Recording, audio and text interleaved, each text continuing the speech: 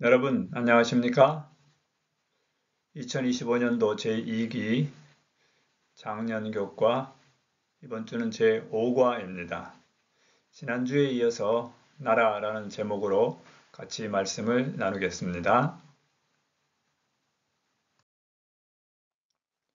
기억절은 시편 46편인데요. 같이 한번 읽어볼까요? 시작. 너희는 가만히 있어 내가 하나님 됨을 알지어다. 내가 뭇 나라 중에서 높임을 받으리라. 내가 세계 중에서 높임을 받으리라. 시편 46편 10절의 말씀입니다.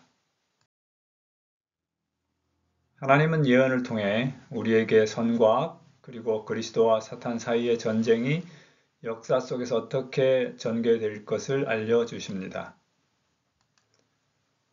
이 전쟁에 대한 대부분의 정보들이 다니엘서에 기록되어 있고 요한계시록은 특별히 이 전쟁의 마지막 단계에 대해서 가장 많은 예언들이 담겨 있습니다.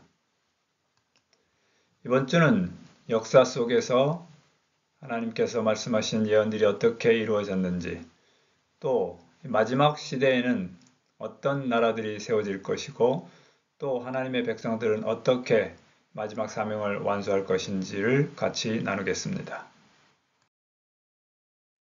첫째 날입니다. 하나님의 수준까지 올라가 선과 악에 대한 지식을 얻을 수 있다는 유혹에 인류의 시조는 넘어졌고 그들은 선과 악을 알게 되었습니다.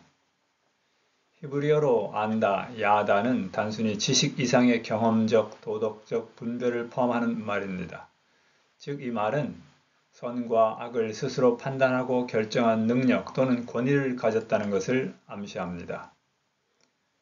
범죄 이전에 선과 악의 기준은 하나님께 속해 있었고 그분의 말씀을 따르는 것이 선이었습니다. 그래서 인간은 하나님의 뜻을 따라 사는 존재였지 스스로 선과 악을 결정할 권한이 없었습니다.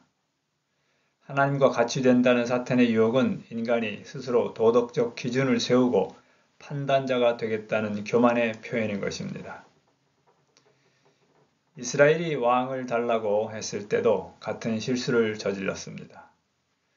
하나님의 기준이 아니라 인간에게 다스림을 받는 이웃 나라들과 같이 되기를 원함으로써 그들은 아담과 하와처럼 하나님의 통치를 거절하였습니다. 인간이 하나님의 기준이 아니라 자신들 스스로의 기준으로 세웠던 나라들이 역사적으로 어떻게 전개되었는지를 살펴보겠습니다. 둘째 날입니다.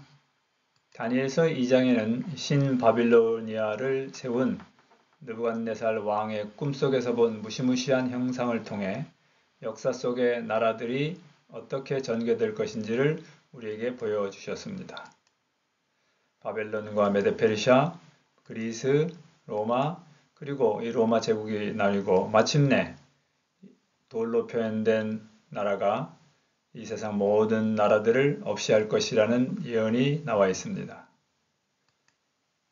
다윈과 마르크스 등은 새로운 이론을 주장했고 마침내 산업혁명이 일어나면서 사람이 하나님 없이도 완전한 사회를 지킬 수 있다고 믿게 됩니다. 그러나 20세기 초에 부풀었던 이 환상은 어떻게 깨어집니까? 세계 1, 2차 대전을 통해서 인간이 인간을 다스리는 나라가 얼마나 불완전한지를 우리에게 명확하게 보여주었습니다. 예언들은 우리에게 경고했고 현재 상황들도 이를 증명합니다. 지금까지의 예언들이 모두 다 성취되었으므로 남은 예언들도 반드시 성취될 것임을 우리는 확신할 수 있습니다. 셋째 날입니다.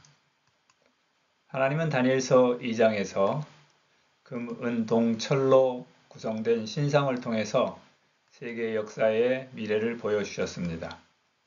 다니엘서 7장에서는 똑같은 역사의 흐름을 매우 독특한 짐승들을 통해서 알려주십니다. 이렇게 세계 제국들의 역사를 또 다른 환상으로 보여주신 이유가 무엇이었을까요? 첫째는 이 예언이 반드시 이루어질 것이기 때문에 두 번씩 보여주신 것입니다. 두 번째는 하나님의 백성들과 열방의 역사관의 관계를 보여주시기 위함인 것이죠. 이 모든 나라들은 평화롭게 생긴 것이 아니라 전쟁을 치르고 생겼습니다. 따라서 이스라엘은 이 전쟁들의 희생자였고 영토의 주권이 바뀔 때마다 멸망당했습니다. 하나님께서 이스라엘을 위해서 계획하신 것과 얼마나 거리가 먼 현실입니까? 그러면 마지막 때에는 어떤 나라들을 통해서 어떤 일들이 일어날까요? 넷째 날입니다. 다니엘서 7장에 나오는 모든 짐승들은 바다에서 올라오는데 그 바다는 전쟁과 무질서를 상징합니다. 이 개념이 조금 더 확장되어서 요한계시록에서 물은 하나님께 인도받지 않고 악한 자의 권세 아래에 있는 나라들과 무리들을 상징한다고 볼 수 있습니다. 세상 마지막에 하나님의 백성을 대적하는 짐승 중 하나는 바다에서 올라옵니다. 그리고 두 번째 짐승은 땅에서 올라오는데 땅에는 인구가 매우 적은 곳입니다. 땅에서 올라오는 짐승은 어린 양 같은 짐승입니다만 처음에는 어린 양처럼 하나님께 충실했지만 시간이 지날수록 용처럼 말하는 나라가 되어서 마지막 대쟁투에서 충실한 교회를 핍박할 것입니다.